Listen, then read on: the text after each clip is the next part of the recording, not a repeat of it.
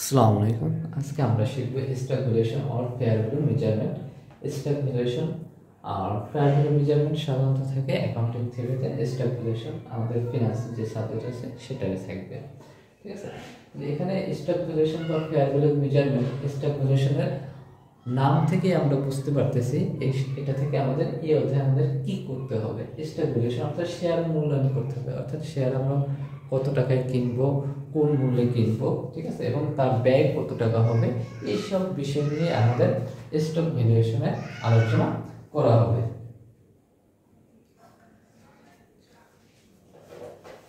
Stock valuation খুব একটা গুরুত্বপূর্ণ চ্যাপ্টার।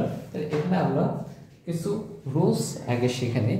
রুলস ছাড়া এখানে আমরা আগাতে পারবো না। প্রথমে আমাদের কিছু রুলস জানতে হবে, তারপর আমরা অঙ্ক করব।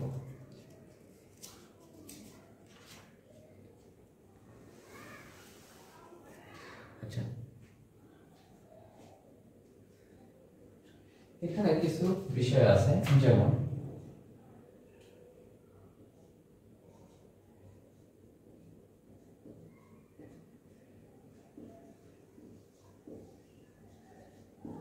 প্রেজেন্ট ভ্যালু অফ শেয়ার, শেয়ারের বর্তমান মূল্য, প্রেজেন্ট ভ্যালু অফ শেয়ার বা মার্কেট ভ্যালু অফ শেয়ার, এটাকে সাধারণত P0 বলা হয়।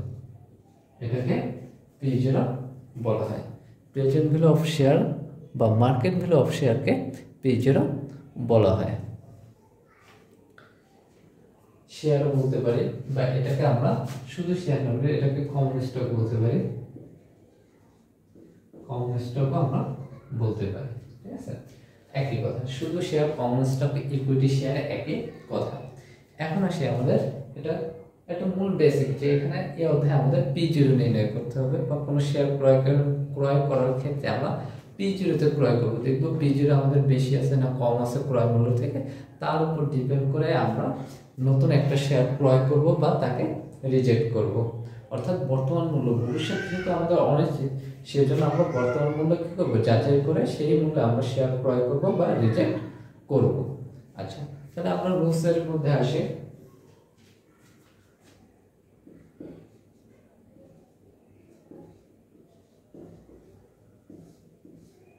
Rules number 1, dividend model.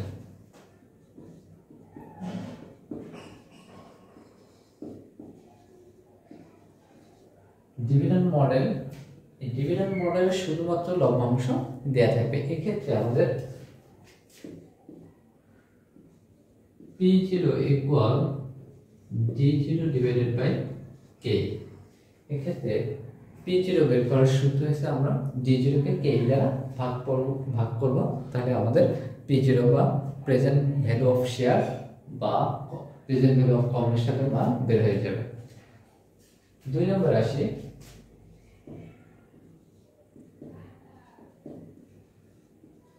Dividend growth model. এখানে P0 বের করার সূত্র হচ্ছে আমাদের D1 divided by K minus G। অর্থাৎ শুধু ডিভিডেন্ড মডেলে আমাদের লভ্যাংশ দেওয়া থাকবে এবং ডিভিডেন্ড গ্রোথ মডেলে আমাদের লভ্যাংশের পাশাপাশি গ্রোথ রেটও দেওয়া থাকবে। এখন আসি আমাদের থার্ড, সিঙ্গেল পিরিয়ড। এখন সিঙ্গেল পিরিয়ডটা কি, অর্থাৎ 1 বছরের তথ্য দেওয়া থাকবে। এখানে একাধিক বছরের তথ্য দেওয়া থাকবে না, শুধুমাত্র 1 বছরের তথ্য দেওয়া থাকবে, সেটা হচ্ছে আমাদের সিঙ্গেল পিরিয়ড। সিঙ্গেল পিরিয়ডে আমাদের P0 বের করার সূত্র হচ্ছে আমাদের D1 plus P1 divided by 1 plus K এর হোল টু দি পাওয়ার 1। অর্থাৎ 1 বছরের যদি তথ্য দেওয়া থাকে তখন আমরা এই সূত্র ব্যবহার করে আমরা P0 এর মান বের করে নেব, ঠিক আছে। এখন আসে মাল্টি পিরিয়ড। মাল্টি পিরিয়ডটা আমরা উপর থেকে দেখাই। আচ্ছা, এখান থেকে আমরা মুছে দেই।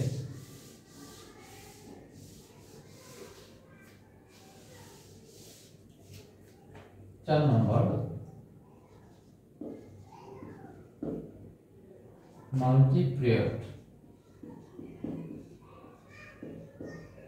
পিরিয়ডে আমাদের একাধিক বছরের তথ্য দেয়া থাকবে, ঠিক আছে। মাল্টি পিরিয়ড মডেল, এখানে আমাদের একাধিক বছরের তথ্য দেয়া থাকবে। আচ্ছা আসি এখন মাল্টি পিরিয়ডের সূত্রটা কি আমরা দেখে নিই। তাহলে এখানে সূত্র হবে আমাদের P0 equal D1 divided by 1 plus K a whole to the power 1, D2 divided by 1 plus K a whole to the power 2 plus D3 divided by 1 plus K a whole to the power 3 plus Dn plus Pn 1 plus K a whole to the power n। অর্থাৎ এটা multi period, সেটা একের অধিক বছরের জন্য হতে পারে। সেটা একের অধিক বছর কত বছর সেটা আমরা জানি না। 1 বছর হতে পারে, 2 বছর হতে পারে, 3 বছর হতে পারে, 4 বছর, 5 বছর। এই জন্য এই ডিএন বা পিএন দ্বারা এন দ্বারা বোঝায় অনির্দিষ্ট। সেটা 4 বছর, 5 বছর, 10 বছর এরকম হতে পারে। কিন্তু এখানে সাধারণত অঙ্ক করার ক্ষেত্রে 4 বছর বা 3 বছর বা 5 বছর বা 6 বছর, সর্বোচ্চ 6-7 বছরের অঙ্ক দেয়া থাকে, ঠিক আছে। তো এই পর্যন্ত হচ্ছে আমাদের মাল্টি পিরিয়ডের সূত্র। এরপর এখানে আরো 2টি সূত্র বের করে নিতে হবে, সেটা আমরা দেখি। যেমন 5 কস্ট অফ ইকুইটি, বা এটাকে আমরা কে বলে থাকি। তাহলে কে বের করার সূত্রটা হয়েছে কি আমাদের, তো এখানে সূত্রটা খুবই সহজ। তাহলে আমরা দেখি D1 divided by P1 minus P0 divided by P0। এই ফর্মুলা ব্যবহার করে আমরা কস্ট অফ ইকুইটি বের করতে পারি। লাস্ট ওয়ান, সেখানে আমরা দেখব গ্রোথ রেট। গ্রোথ রেট মানে জি, এর বের করার সূত্র হচ্ছে আমাদের, গ্রোথ রেট বের করার সূত্র হচ্ছে D1 minus D0 divided by D0। और এটা আরো বের করার সূত্র আছে, যেমন B into R, B into R। এখানে here B equal retention ratio, R equal required rate of return, ঠিক আছে। তাহলে এই ফর্মুলা ব্যবহার করে আমরা বের করতে পারি। তাহলে গ্রোথ রেট বের করার ক্ষেত্রে যদি প্রথমটার তথ্য দেওয়া থাকে তাহলে সেটা দিয়ে বের করব, যদি দ্বিতীয়টার তথ্য দেওয়া থাকে তাহলে সেটা দিয়ে বের করব। আমাদের এখানে যে ফর্মুলা ব্যবহার করতে পারবো না সেই অনুযায়ী আমাদের প্রশ্নে তথ্য দেওয়া থাকবে। তাহলে আমাদের প্রশ্ন ভালোভাবে বুঝতে হবে যে কোনটার তথ্য দেওয়া আছে এবং কোনটার তথ্য দেওয়া নেই, সেটা খুবই গুরুত্ব সহকারে এবং ভালোভাবে বুঝে নিতে হবে। যদি প্রশ্ন আমরা না বুঝতে পারি তাহলে আমরা করতে পারবো না। এটা এখানে ধাপে ধাপে আমাদের শিখতে হবে। তাহলে 1 নম্বর আমাদের ছিল ডিভিডেন্ড মডেল। ডিভিডেন্ড মডেলে আমাদের শুধুমাত্র লভ্যাংশ দেওয়া থাকবে। 2 নম্বর ছিল ডিভিডেন্ড গ্রোথ মডেল, সেখানে আমাদের লভ্যাংশের পাশাপাশি গ্রোথ রেট দেওয়া থাকবে। 3 নম্বর ছিল সিঙ্গেল পিরিয়ড। সিঙ্গেল পিরিয়ডে শুধুমাত্র 1 বছরের তথ্য দেওয়া থাকবে। আর মাল্টি পিরিয়ডে আমাদের একাধিক বছরের তথ্য দেওয়া থাকবে। তারপর আমাদের 5-6 সেটা তো ভিন্ন জিনিস, ঠিক আছে। এই হচ্ছে আমাদের এখানে ফেয়ার ভ্যালু মেজারমেন্ট বা স্টক ভ্যালুয়েশনের ফর্মুলা, ঠিক আছে, ফর্মুলা বলবো। এখন আমরা অঙ্কের দিকে চলে যাব, ঠিক আছে। এখন আমরা অঙ্ক শিখব।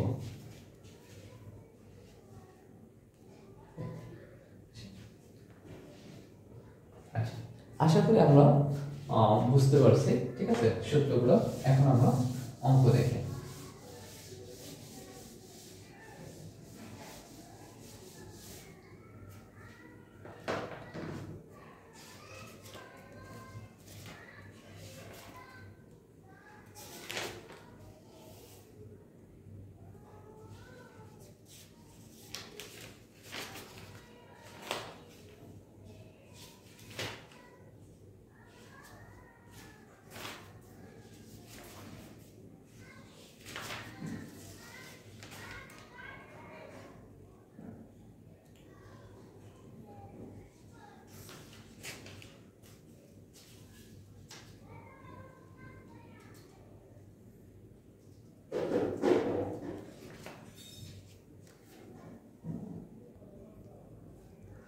এখন আসি আমরা এখন একটা অঙ্ক দেখি যে আমরা এই ফর্মুলাগুলো দেখলাম সেই অনুযায়ী আমরা কিছু অঙ্ক শিখবো যে কোনটা আমরা কোন রুলসে করবে সেটা আমরা প্র্যাকটিক্যালি কিভাবে করব। আচ্ছা আসি, তাহলে এখানে একটা প্রশ্ন দেওয়া আছে সেই অনুযায়ী আমরা দেখি সমাধান করে আমাদের যে 6টা রুলস বা সূত্র দেখাই দিলাম তার মধ্যে কোনটার মধ্যে এই অঙ্কটা পড়ে। তাহলে আমরা আগে প্রথমেই প্রশ্নটা পড়ে নিই।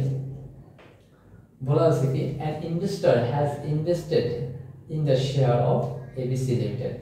একজন বিনিয়োগকারী ABC লিমিটেডের শেয়ারে বিনিয়োগ করেছে which expects no বা zero growth in dividends। তাহলে সে প্রত্যাশা করতেছে তার যে লভ্যাংশ যে পাবে শেয়ারে বিনিয়োগ করলে অবশ্যই সে লভ্যাংশ পাবে, সে যে লভ্যাংশ পাবে সেটা আর বৃদ্ধি পাবে না, নো গ্রোথ ইন ডিভিডেন্ডস। তাহলে তো কোনো বৃদ্ধি হবে না বা জিরো গ্রোথ, ঠিক আছে, অর্থাৎ এখানে গ্রোথ রেট তাহলে নাই। এর বলছে ABC has paid a dividend of টাকা 3 পার শেয়ার। এবিসি লিমিটেড 3 টাকা হারে লভ্যাংশ প্রদান করে, হ্যাজ পেইড। এখানে লক্ষ্য করতে হবে যে আমাদের প্রশ্নে D0 দেয়া আছে না D1 দেয়া আছে। যেটা হ্যাজ পেইড বর্তমান সময়ে প্রদান করেছে, ঠিক আছে, তাহলে এটা D0, অর্থাৎ কারেন্টলি যেটা প্রদান করবে সবগুলোই হবে D0, ভবিষ্যতে যেটা আসবে সেটা হবে D1। এখন হচ্ছে if required rate of return is 14%, এটি হচ্ছে আমাদের কে, অর্থাৎ আমরা যখনই আমরা কি করি একটা কোম্পানি শেয়ার ইস্যু করে তখন তার ব্যয় আছে না, শেয়ার হোল্ডারদের যে লভ্যাংশ দেয় সেটি হচ্ছে কোম্পানির ক্ষেত্রে ব্যয়, আর শেয়ার হোল্ডারদের ক্ষেত্রে লাভ বা মুনাফা যেটা ডিভিডেন্ড বলে, ঠিক আছে। তাহলে if required rate of return মানে এই পরিমাণ রেট অফ রিটার্ন আমাদের প্রয়োজন, তার মানে এবিসি কোম্পানির যদি শেয়ার ইস্যু করে বা শেয়ার থেকে তার এই পরিমাণ মুনাফা তার প্রয়োজনই হবে, তাহলে তার কোম্পানির লস হবে। কারণ আমরা জানি কি যে ব্যবসার ক্ষেত্রে প্রথমেই ডিপেন্ড করে কে যেন লস না হয়। তাহলে শেয়ার যে ইস্যু করছে যারা বিনিয়োগ করছে তাদের এই পরিমাণ তো তাদের দিতেই হবে, ঠিক আছে, এটা হচ্ছে আমাদের তাদের কোম্পানির ব্যয়, তাহলে এইটা আগে উঠে যাবে, এরপরে যেটা বেশি আসবে সেটা হচ্ছে কোম্পানির লাভ। এখন হচ্ছে what would be the value of share, শেয়ারের মূল্য কত, শেয়ারের মূল্য কত, তাহলে আমাদের P0 বের করে দেখা যাবে। তাহলে আমরা প্রথমে বলছি যেখানে গ্রোথ রেট দেয়া নেই, যেহেতু গ্রোথ রেট দেয়া নেই এবং D0 দেয়া আছে, বর্তমান সময় লভ্যাংশ প্রদান করছে এর জন্য D0 দেয়া আছে, আর K দেয়া আছে if record rate of return 14%, এই দুইটা তথ্য দেয়া আছে। তাহলে আমরা বলছিলাম কি শুধুমাত্র ডিভিডেন্ড লভ্যাংশ দেয়া থাকলে ডিভিডেন্ড মডেল, তাই না, তাহলে ডিভিডেন্ড মডেলে সেই সূত্র প্রয়োগ করে আমরা এই ভ্যালুটা বের করব, ঠিক আছে।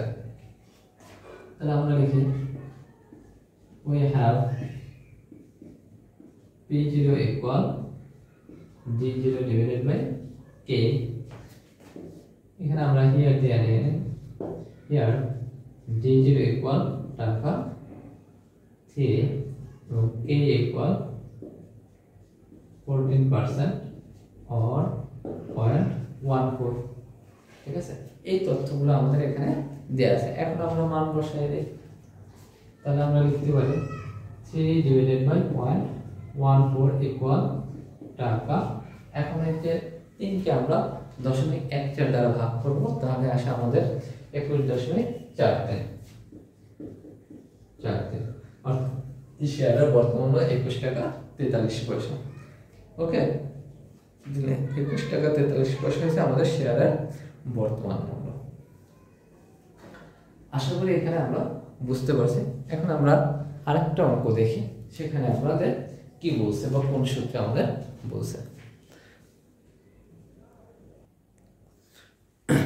এখন আসি আমরা 2 নম্বর অঙ্কে দেখি, এখানে কি বলছে।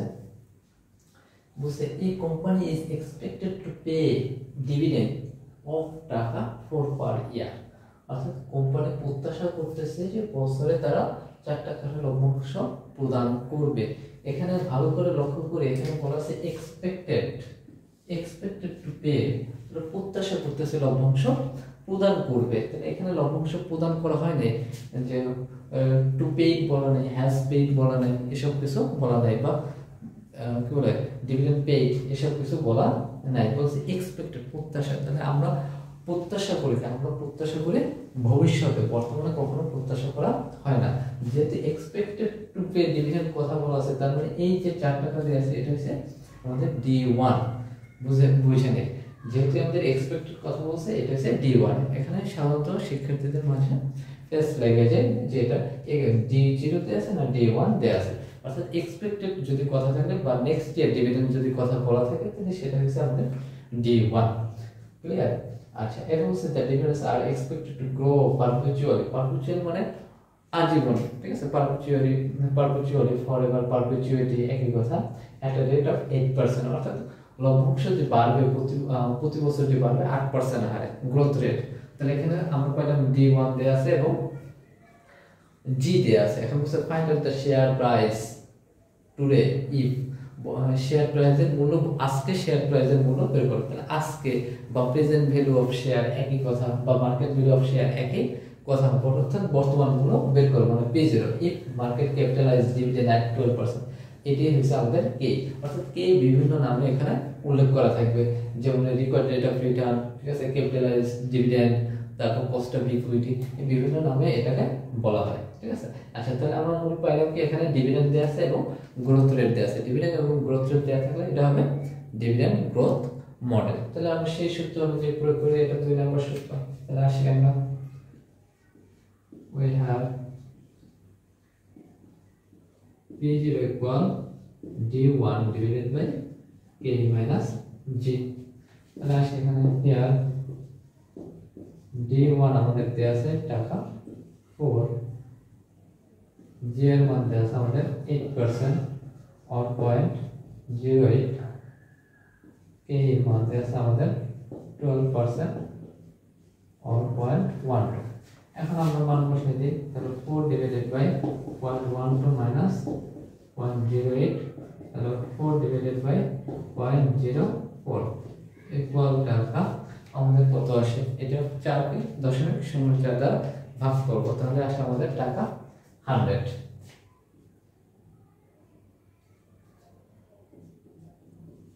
টাকা 100। আশা করি আমরা এখানে বুঝতে পারছি, ঠিক আছে। যদি কোনো সমস্যা হয়ে থাকে তাহলে আমরা কমেন্টে জানাবো।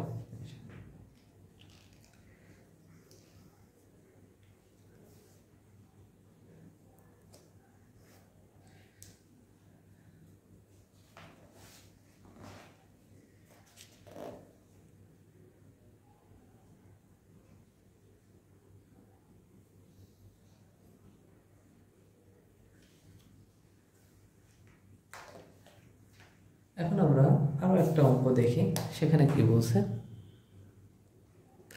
আসি তাহলে আমরা নেক্সট 3 নম্বর আমরা প্রশ্নটা দেখি, এখানে কি বলছে।